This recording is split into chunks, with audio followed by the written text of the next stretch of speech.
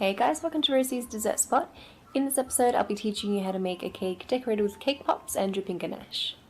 I'm going to prepare my cake pop batter, so I've got my white chocolate buttons, which is compound chocolate, mixing it with some heavy cream and making sure that all the chocolate's coated, and then microwaving it for about 30 seconds until it's nice and fluid.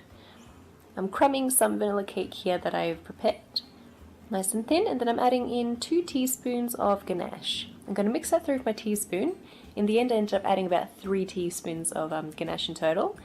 And I'm going to work it with my hands, because when you're working with a spoon you're not going to be able to tell what the texture's like, if it's too sticky or if it's starting to come together, so it's a lot easier just to use your hands with this.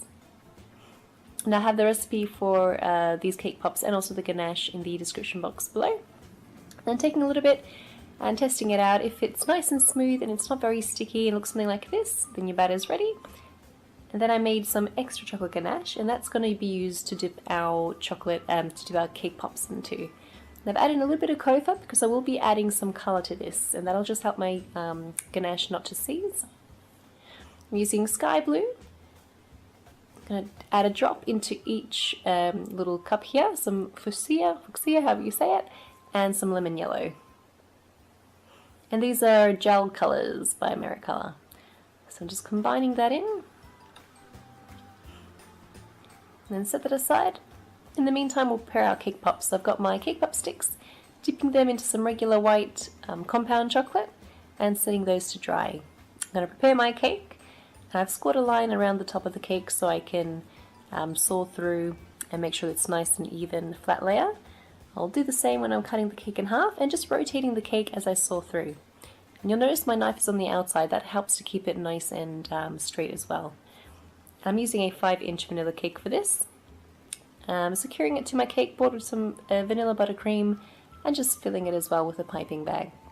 Also regular vanilla buttercream. Make sure that you center your cake and then press it down, and do the same with the other layers as well. And then for the very top layer I'm using the bottom of the cake, and I've turned it upside down so my top of the cake is going to be nice and flat. And then I use a spatula just to remove all the excess buttercream that's popping out the sides, and I'll pop that into the freezer just until it's nice and set. And in the meantime I'm going to prepare my cake pops. So I'm dipping them into the coloured ganache, and I had to reheat this because it did dry up a little bit. And then tap off the excess while also rotating the cake pop for even coverage. Because we did add in the cocoa, at the moment it's a bit more fluid than usual, so you might need to take a while and take your time tapping off that excess. And do the same with all the colours. And I used about 4 or so colours, 4 or so of each colour. It's about 12 cake pops in total. Then set that to dry. And in the meantime we'll continue preparing our cake. So that's out of the freezer now. I'm adding my crumb coat. So that's just some vanilla buttercream that I'm adding onto the top, smoothing it out nice and flat, and then just adding a really thin layer, a really thin coating of buttercream onto the sides of my cake. And what that's going to do is going to capture all of the loose crumbs, and it'll stop that from entering our final layer of buttercream. So you can set that in the fridge for another 10 or so minutes, and then add in your final layer of buttercream. So I'm flattening it out at the top, adding heaps so that it can drape down the sides, and then I'm filling in the sides as well with extra buttercream. And I'm adding a pretty thick layer here because we're going to go in later on with our bench scraper and remove all the excess. Make sure that you get rid of all the air pockets as well, because that can bulge out later on and destroy the overall look of your cake. I'm taking my bench scraper and I'm slowly scraping away all the excess. I'm not taking off too much at once. I'm going around slowly and scraping off the excess that's on my bench scraper, so that's nice and clean when I go around again. Once you have it to a level of smoothness that you like, run your bench scraper under some really hot water. Well, first I'm going to clear off the top with my spatula, and then after I've done that I'm going to run my bench scraper under some really hot water and slowly make my way around the cake. And here you can tell the difference between a non-smooth and the smoothed buttercream. So I definitely wouldn't skip this step, especially if you're leaving your buttercream cake naked without adding any fondant on top or anything. I'll smooth off the top as well, just always putting my cake scraper under the hot water each time. And then I've coloured some ganache turquoise Now I've just added it to the top, and using a spatula I'm just pushing it out to the sides. And while it's still nice and fluid, I'm going in with a piping bag and just adding some extra droplets wherever I see will look nice. And because it's still really wet, it'll blend in and you won't be able to see that extra droplet was added.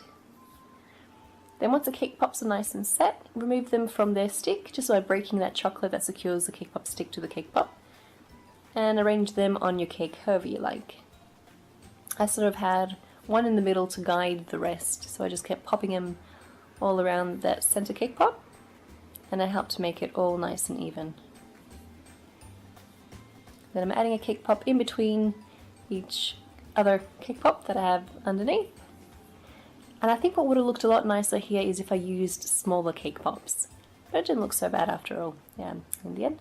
Then I'm adding 3 at the bottom, and then just an extra one on the side because I thought it needed something. Just like that. And lucky last, if you like, you can add in some sprinkles as well. So these are just some hundreds and thousands that I had on hand. And I'm making sure to pop them just on the very top of the cake. I don't want them touching the sides of the ganache. That's on the side of the cake. I think it just needs to be really subtle. And that's just one of the very many ways you can decorate your cake using cake pops. It's a very colourful cake. I would definitely suggest you experiment with different colours. And you can't think too much with these cakes. I mean, when I'm decorating it with the sort of flowy ganache on top, you sort of think, oh my god, what's going to happen? I'll put it on and I'll smooth it and then it'll be all on one side. And just don't think too much into it. Just let it come naturally to you. It's a very simple cake, very sweet and simple. So I hope you guys give it a shot. Your kids will love it. Even your adults will love it. And yes, that was this week's tutorial. Thanks guys for tuning in, and I'll catch you next time.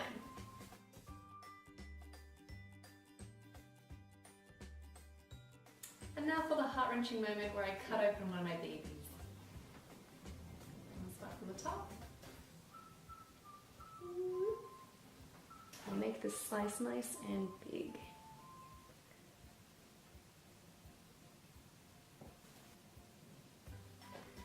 Yummy!